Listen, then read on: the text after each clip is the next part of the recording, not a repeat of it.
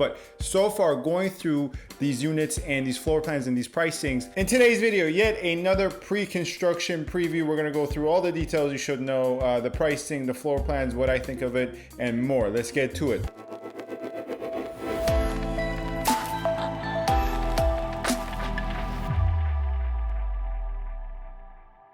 Hello everyone, this is Sam from SaberiSixRealEstate and Remax Realtron Realty Inc.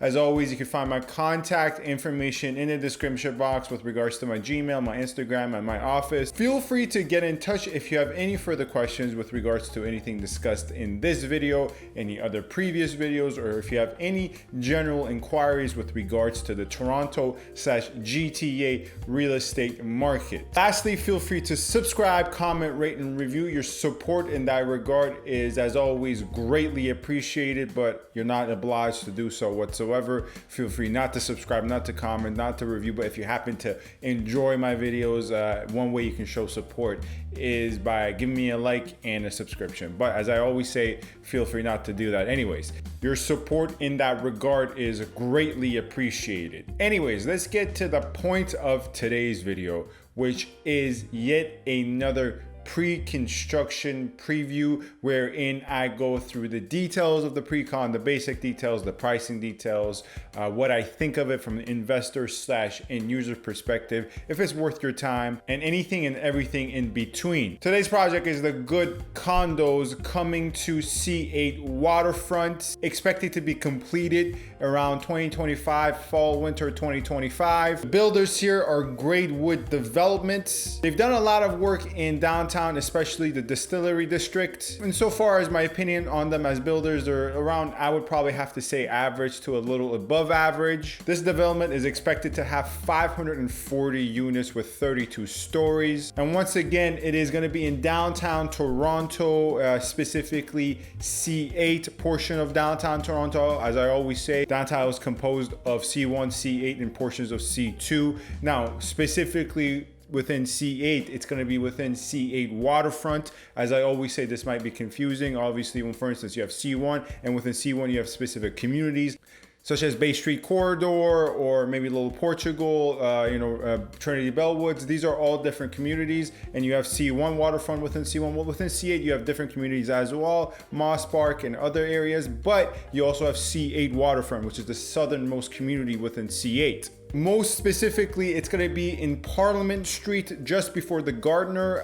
So it's going to be around Parliament and Mill Street. And once again, it is expected to be completed by winter 2025. Now, as you can probably see from the design and some of the marketing materials, it is, heritage inspired. In terms of the exterior, they're obviously trying to incorporate some of the more heritage style architecture into this new modern condo, which matches the area quite well. Now let's go through some of the pricing details and some of the floor plans. In terms of parking, they're asking for $80,000. The parking is not included. You would have to dish out $80,000 for a spot, where in the resale market right now, you're looking in this particular area anywhere from $50,000 to $60,000 to $65,000. In terms of lockers, you're looking at $10,000 to $16,000 in terms of a locker that will come with your unit. Starting off with the bachelor/studio units, basically 0 bedrooms and 1 washroom. The cheapest here is $455,000, and it truly is a micro unit. I mean, it's around 260 square feet. Obviously, as you can see from the floor plan, it opens up right directly into where most people's bedrooms would reside in this micro 263 square feet unit. And if you've connected the dots so far, asking for $455,000 and 263 square feet, that's about $1,700 a square foot. The larger 0 bedroom options here are larger relative, within context. You're looking at anywhere from 300 to 350 square feet. And here you're looking at $543,000, just marginally bigger. Once again, it's studio/bachelors. As I always recommend, condo investors and users stay away from studios/bachelors. In a really hot market, they don't even pull their weight all that much for it to be worth your while. And that's, once again, even in a hot market. In cold markets, they always face the brunt of the downturn in terms of prices and sales. 9 times out of 10 studios are not good investments. The one bedrooms here start from $651,000 with this project. Just a simple 1 bed, 1 wash, eastern view, for instance, this particular one, eastern view. Once again, not sizable whatsoever. You're looking at 516 square feet with this particular one. And these layouts, as you can see from the floor plan on the screen with this 1 bedroom, we call these train cart / railway layouts, where you can basically see it's very narrow. It's almost as if, you know, it's on a cargo train. It's very narrow. It's like a cargo container. It has that shape. It's a rectangular shape. It almost feels as if you're living in a hallway. And nowadays, builders are building the cheapest 1 bedroom units in such a manner, in such a layout. Now, obviously this doesn't apply to all builders, but more economy builders, you know, that are not the Tridells of the world, maybe not the Daniels Corps of the world, they are building these a lot for the lowest priced units. And I also recommend clients typically stay away from these 1 bedroom layouts where it's very narrow, it feels like a hallway. And I speak from experience as well, because I have purchased these units on behalf of clients who were not really investors, more end users, and these were the only units in their budget, right? So that should go to say something. We're in the cheapest 1 bedroom units available on any given market. In this particular example I'm talking about was in North York, are these railway, once again, layouts. And then other 1 bedroom varieties you have more of these layout types that are a little bit narrower, but at least are southern exposure, so you are paying for less, hypothetically getting a bit more in terms of the exposure, that is. And then you have this 1 bedroom unit where it's starting at $700,000. You're looking at 508 square feet as opposed to 516 square feet, which you're looking at $1,400 per square feet here. At least in contrast, one of the benefits this particular 1 bedroom layout has for this upcoming project is that the bedroom is at least not situated close to the entrance, and it's not just a narrow rail cart type of layout. Once again, it's not anything ideal. If you compare this to the previous one, everything, the washroom, the bedroom, the kitchen was all to your left and the right was just a wall. Here, it's a little, you know, divided on both sides, and your bedroom is at the end of the unit as opposed to in the middle of the unit. So obviously the thinking and the pricing here is you're paying more for a better layout, but smaller space. Moving on to the 1 bed and 1 den unit types for this upcoming project, you're looking at a starting figure of $745,000 for 536 square feet to begin with for the $745,000 price point. Here is one, you're looking at a 1+1 with 1 washroom. I did a little bit more of digging, and these units in particular, these layouts, these 1+1s with the western exposure starting at $745 are to be situated on the 8th floor. And if you've ever worked with me as an investor, if you ever have watched my videos, believe it or not, unit numbers that start with the number 8 actually are priced to sell higher and do typically sell higher because there's a strong base, because in certain cultures the number 8 is a very valuable number. And believe it or not, despite what you might think, people do pay an additional sum total, whether they're doing it for investment purposes or end user purposes, for property attributes that are culturally important to them. And here the number 8 is an example of that. Here once again you're looking close to at $1,400 a square foot. And I think so far this unit of the ones that I've gone through, and by the way, these units and these floor plans I'm going through is not exhaustive. It's just I can't go through every floor plan and every unit, but so far going through these units and these floor plans and these pricings, none of them have been spectacular. This is the best option for investment purposes, given the fact that it's going to be situated on the 8th floor. It's a 1+1, and you're looking at almost per square foot price of what you were going to look at in this building for just a 1 bedroom. General market supply and demand for 1+1s as opposed to 1s. I think so far this is the best unit I've taken a look at in this project. Not to say it's objectively good, but just within context of this project, right? I'll keep my opinions to myself for the most part until the end as to what I think about this project in its entirety. And then the 1+1 den options, for instance, in this case, go upwards of $795,000. You're looking at even a higher square footage of 580 square feet, still on the lower side here.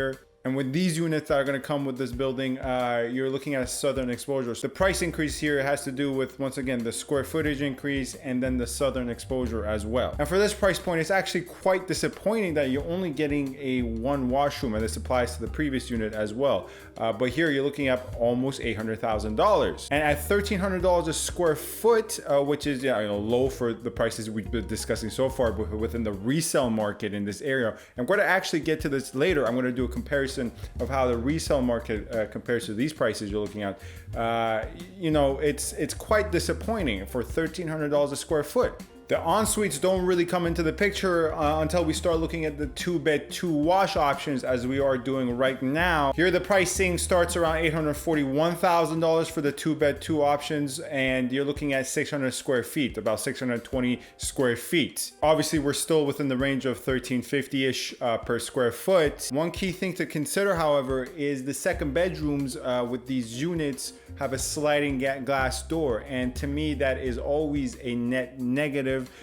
When I work with end users, when I work with investors, what I see on an everyday basis for condominiums, sliding glass doors are always, in my frank opinion, professional opinion, something you should try to avoid to the best of your ability, because consumers, really buyers, once again, investors and end users, in my experience, don't really like sliding glass doors. And it's a very, very safe assumption that with these 2-bedroom units, 2-bed, 2-wash units, the second bedroom won't have any windows of any kind, any natural sunlight, any exposure to natural light. And that is the case almost every time when the second bedroom has a sliding glass door. It is because it does not have any direct access to sunlight. So to me, it's always a stay away. You're much better off with these 2-unit prices that we're looking at, and we're going to keep looking at. You're much better off going towards the 1+1s, moving towards the higher priced 2-bedroom units here, as you can see, coming in at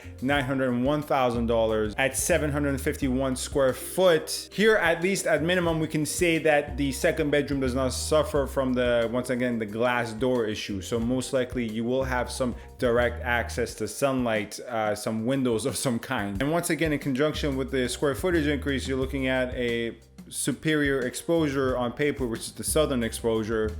And this seems to be the theme so far within this project, wherein the best exposed units are the larger ones in terms of square footage, from 1-bedroom to 1+1 to now 2-bedroom. Now, obviously, that's not the exhaustive list of all the prices and all the layouts. There's a lot of 3-bedroom layouts I didn't discuss, and a lot of 2-bedroom, a lot of 1-bedroom. But I can't obviously go through everything. That would take a long time. Let me know if you have any further questions. I just went through some of the key layouts and bedroom numbers. Now let's compare these prices to what's available in the resale market in the same exact area, right? Today, not as of 2025, but what would be available today, the very time of recording of this video, which is September 14th. Let's take a look at a unit that I didn't discuss, this 1-bed, 2-bath, 577 square feet unit, priced at $811,000. And I look for units that were very comparable to this unit. So I searched for units that were very new, right? Because it's not fair to compare a unit that's 20 years old. So I look for units that were as new as possible. I look for units that had 1-bedroom, 2-bath. I look for units that were obviously between 550 to 600 square feet. Once again, it wouldn't be fair to compare a unit that's 750 square feet, that's 1-bedroom, 2-bath, right? So 550 to 600 square feet. Also, in terms of the search criteria, I looked in the same exact location to be as precise as possible. The area of C8 within downtown Toronto, more specifically, the community of C8 Waterfront. Year to date, that was the time span of this search for the criteria. And there were 3 transactions, 3 sold units that best approximated this unit as a sample, so we can do a resale market comparison. And it came in at an average sold price for these 3 units at $640,000 and a median sold price of $668,000. Of these 3, the best comparable was 20 Richardson, which is in C8 Waterfront, listed for $699,000, sold for $672,000. But with this good project, with this unit, we were looking at $811,000. So this should quickly dispel the myth that I've been trying to dispel, and other people have been talking about here as well. When I say here, I mean on YouTube, that PreCons are never cheaper than resale. Resale is always cheaper than pre-cons. The hope is in the future, which the completion date of this particular project is 2025, the hope is by 2025, your pre-con is cheaper than resale market in 2025. And obviously another benefit of the pre-con projects is the deposit structure and the payment plan that is associated with it. It's not a lump sum payment as is the case with resale. Now, to be fair, in terms of the comparison, I found it was an assignment sale. An assignment sale typically sell for cheaper because the person purchasing the assignment sale has to actually pay the certain levies, certain assignment fees, the closing costs with the builder. It's a very complex situation. I can make a separate video. I have actually made a video on it in the past, but I'll make another video on it in the future. Point is, to be fair, this $672,000 sold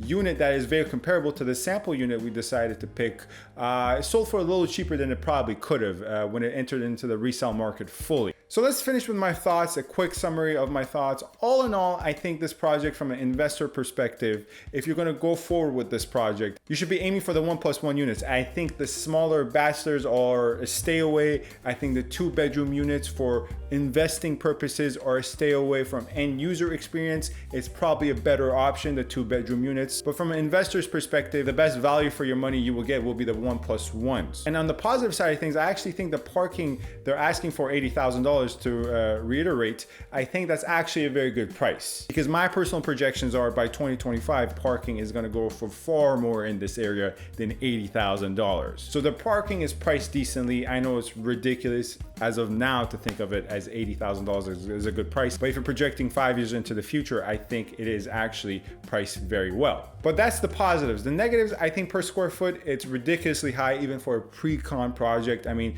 you're looking at $1,400, $1,300 per square foot. There are developments occurring within Richmond Hill outside of the downtown core that, if from an investor's perspective, that will bring you equal or more returns, but cost way less than per square foot. They still cost more per square foot that they would in a resale situation because they're still pre-con, still far less than what this project is asking for. All in all, I would have to give this project a C+ to B-.